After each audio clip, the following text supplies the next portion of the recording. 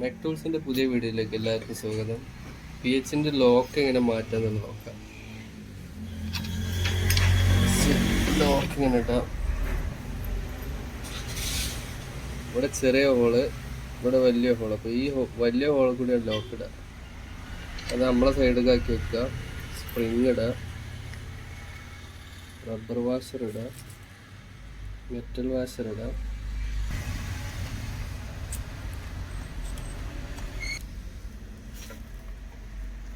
ശേഷം ഈ ലോക്ക്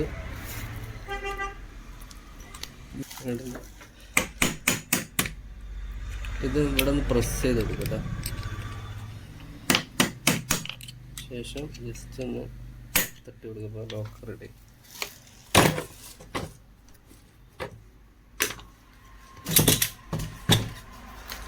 സിമ്പിളായിട്ട് വരച്ചിടാം. അപ്പം ശരി.